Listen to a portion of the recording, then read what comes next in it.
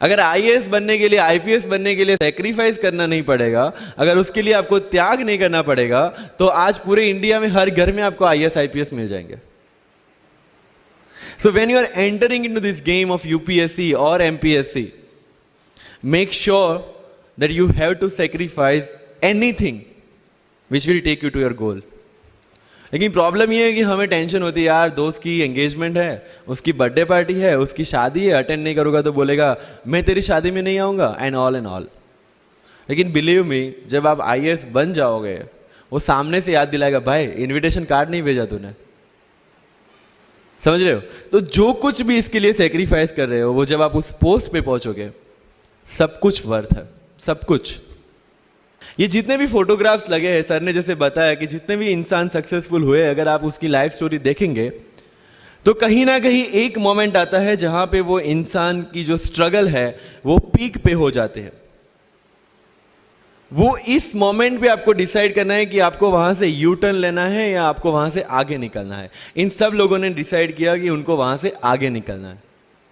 And that is the फंडा of life. Success उन्हीं को मिलता है जो इस स्ट्रगल वाले मोमेंट से आगे निकलने की सोचता है. जब भी आपको लगे कि आपके सिर पे बहुत मुसीबत है, जब भी आपको लगे कि आप हर तरह से गिर चुके हैं, जब भी आपको लगे कि आपके पास कोई ऑप्शन नहीं है, तब एक चीज आप अपने दिमाग में लाइएगा कि यही मोमेंट है जहां से आपकी तकदीर बदलने वाली है. क्योंकि डायमंड जो होता है वो जितना ज्यादा घिसता है उतनी ज्यादा उसकी वैल्यू होती है. सोना जो होता है वो जितना ज्यादा तपता है उतनी उसकी वैल्यू होती है. अगर आप जिंदगी में तप रहे हैं, अगर आप जिंदगी में घिस रहे हैं, अगर आपको लग रहा है कि आप हर तरह से मुसीबतों में गिरे हुए हैं, तभी आपकी जो वैल्यू है वो बढ़ने वाली है. और यही मेरा एटीट्यूड रहा है. लोग बोलते हैं कि तुम्हारी फाइनेंशियल कंडीशन ठीक नहीं थी, पापा इलेक्ट्रिशियन थे, मम्मी हाउसवाइफ थी, डायमंड के कारखाने में काम करती थी, उसके बाद उन्होंने मैरिज में रोटियां बनाने का काम किया और उस तरह से मैं पढ़ा. लेकिन जब मुझे पूछा जाता है कि ऐसी कौन सी चीज है आपकी लाइफ में जो आप बदलना चाहते हो, एंड आई सेड नथिंग. क्योंकि अगर वो चीजें नहीं होती मेरी लाइफ में तो शायद आज आपके सामने में नहीं होता.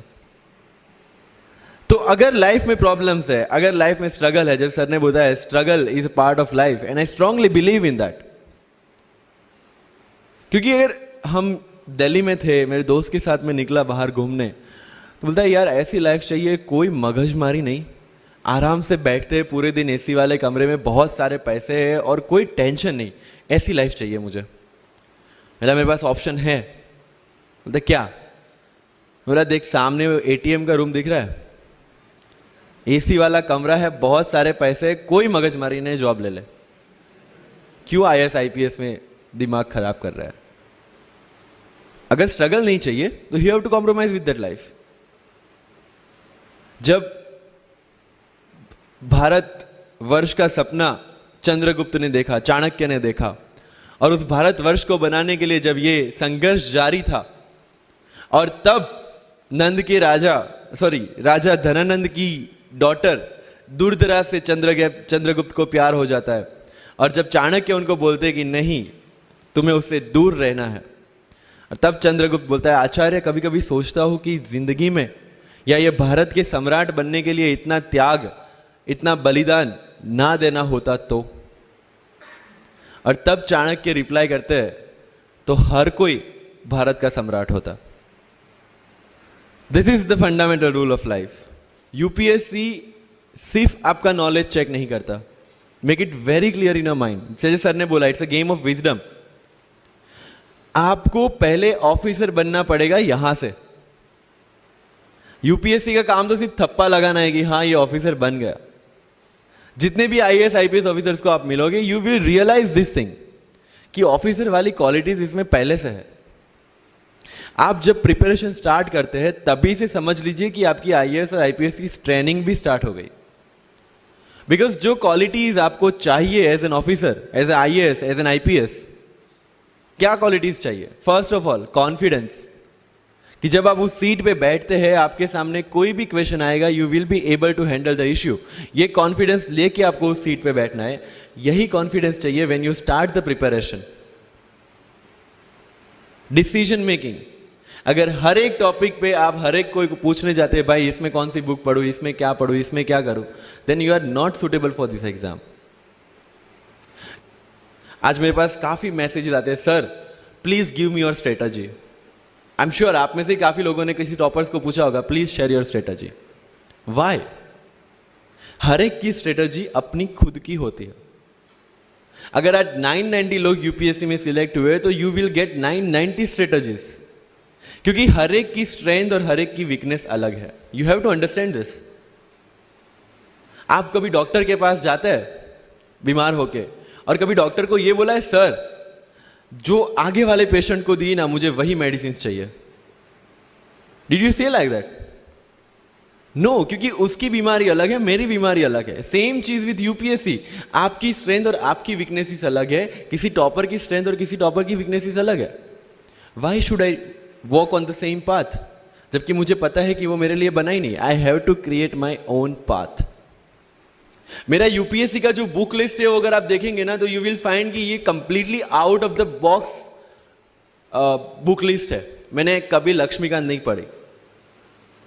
आई नो यूपीएससी फ्रेटर्निटी के लिए ये बहुत बड़ा स्टेटमेंट है। I never read Shankar IAS, I never read Yojana, I never read Kurukshetra. I didn't do writing practice for mains. मैंने मेंस में GS2, GS3, GS4 का एक एक पेपर, एक ऐसे और ऑप्शनल का एक एक पेपर लिखा है। That's all about my writing practice. Because I knew what are my strength and what are my weaknesses. Mains में 3 चीजें होती है, handwriting, speed and content. When I was so sure about my handwriting and my speed, why should I waste my time on writing the papers? Instead of that, I focused on improving my content. Getting my point? So if you are the aspirant की जिसको लगता है कि 3 घंटे में मेरे से paper finish नहीं होता, then go for writing practice. Then write as much as you can because you need that. But किसी टॉपर ने 50 पेपर लिखे हैं, 3 टेस्ट सीरीज ज्वाइन किया है, इसलिए मुझे भी करना पड़ेगा। No, that is not the rule in UPSC. किसी ने ये टेस्ट सीरीज ज्वाइन की, मैं वहां चला गया, किसी ने वो टेस्ट सीरीज की, मैं वहां चला गया। No, you have to create your own path and this was the biggest part of my UPSC preparation. सुनो सबकी, करो मन की। This is applicability of your mind, क्योंकि आपकी स्ट्रेंथ, आपकी वीकनेस आपसे ज्यादा अच्छा कोई नहीं जानता। आपके पेरेंट्स भी नहीं, आपका सबसे क्लोज टीचर भी नहीं। आपको 3 बार चीजें पढ़ के समझ में आती है, किसी को 5 बार पढ़ के समझ में आती है, किसी को 1 बार समझ में आ जाती है। But I want follow the same path जो आगे लोगों ने फॉलो किया है, वो मेरे लिए बना ही नहीं है। I have create my own path. Getting my point? Yes और नो? सो जो मजदूरी है वो सड़क पे एक इंसान 12 घंटे गड्ढा खोद के भी करता है और एक टॉप कंपनी का सीईओ भी 12 घंटे दिमाग चला के मेहनत करता है। लेकिन how he is different from that person on the road? Because he uses his mind. In UPSC we are suppose to do the same. मुझे पता चला कि भाई लक्ष्मीकांत मेरी मेंस की रिक्वायरमेंट फुलफिल नहीं करता। प्रीलिम्स जैसे सर ने बताया was not into consideration. I know कि उसमें सिर्फ एक ब्रिज क्रॉस करना है, एक हर्डल क्रॉस करना है। अगर मैं प्रीलिम्स में 180 भी लेके आया, 190, इवन 200 भी लेके आया, तो मेंस में तो मैं सबके बराबर ही खड़ा हूं। Why to waste your time and energy on something which is just qualifying? Instead of that, put your focus and energy to something, mains and interview, कि जिसकी वजह से आपको सर्विस मिलना है। Good marks in mains ensure that you are in the list.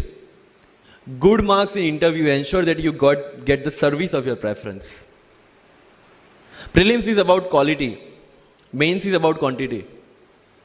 Prelims में always मेरा target एक ही था, जो भी टेस्ट में देता था, जो भी मैं सॉल्व करता था, I just need to cross 120, that's all. जितना सेफली मैं 120 क्रॉस कर लेता था, I put the paper aside, क्योंकि आज तक यूपीएससी का कट ऑफ कभी 120 से ऊपर गया नहीं और जाने वाला नहीं है। That was very clear in my mind. So minimum risk लेके मैक्सिमम आउटपुट लेना वो प्रीलिम्स का काम था। एंड उसके लिए आपको सिर्फ प्रैक्टिस ही चाहिए। As sir said, there is no separate preparation for prelims. What I did, January तक मेंस ओरिएंटेड प्रिपरेशन, फरवरी से I started test series. Vajiram में जनवरी से टेस्ट सीरीज स्टार्ट हो जाती है। I started test series, I started revising the things and then prelims आ गया, दे दिया, खत्म। सो मेरा स्ट्रिक्टली एक ही चीज आपको कहना है कि अगर आपका प्रीलिम्स जून में है तो मिड ऑफ मई तक सारी टेस्ट सीरीज खत्म कीजिए। लास्ट 15 डेज में सिर्फ यूपीएससी के प्रीवियस ईयर के पेपर्स कीजिए, तो आपका जो माइंड सेट है वो यूपीएससी एंगल से सेट हो जाएगा। जो पर्सनालिटी टेस्ट लास्ट में यूपीएससी लेता है, इंटरव्यू नहीं है वो। We consider it as interrogation. Interview को इंट्रोगेशन लेके चलता है, वहां पे पूछताछ होगी नहीं। अगर यूपीएससी के इंटरव्यू में 10 में से 9 क्वेश्चन के आंसर भी आप सॉरी सर और sorry ma'am I don't know कह के देते हैं, उसका कोई इंपैक्ट नहीं पड़ता। इंपैक्ट पड़ता है वो 9 क्वेश्चन न आने का प्रेशर आप कैसे हैंडल करते हैं। आपके पसीने छूट जाते हैं या आप वही टेम्परामेंट के साथ इंटरव्यू कंटिन्यू करते हैं। मार्क्स उस चीज के हैं। मार्क्स है आपकी सोच के। एक ऑफिसर के तौर पे जब आपको आईएएस या आईपीएस की सीट पे बिठाया जाएगा, how will you treat the citizens of this nation? What will be your attitude to each and every person who is going to come and meet you? These things are being tested during UPSC interview. और इस सारी journey में अगर सबसे important कोई चीज है तो that is your learning attitude, और not for UPSC, for life even. Because when I am speaking in front of you in Hindi and English, to be very clear, I belong to rural background of Gujarat, और मेरा study जो हुआ है वो पूरा Gujarati medium में हुआ है, गवर्नमेंट स्कूल में। 12th तक का स्टडी मेरा गवर्नमेंट स्कूल में हुआ है, गुजराती बोर्ड में, गुजराती मीडियम में। And yet I can give my UPSC interview in English in Delhi and score such marks. Where did it come from? कहां से आता है ये? मुझे अभी भी याद है, मेरा college national institute of technology Surat था, जहां पे मेरे साथ जो पढ़ने वाले बच्चे थे वो सारे सीबीएसई आईसीएसई वाले थे, और मैं एज ए एलियन वहां पे पहुंचा था, क्योंकि तब मुझे पता चला कि मैकडी जैसा भी कुछ है और उसमें बर्गर जैसा भी कुछ मिलता है। That was my first exposure to any metro city.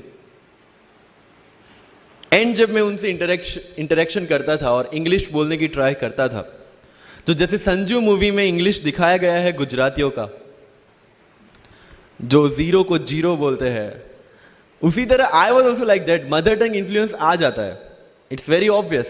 So I use to speak notes and not notes, और डोर एंड नॉट डोर, और don't and not don't. So they used to make fun of me. Safin, it's not don't, it's don't. Okay, fine. I had 2 options. Either I stop speaking English with them or improve on that and go ahead.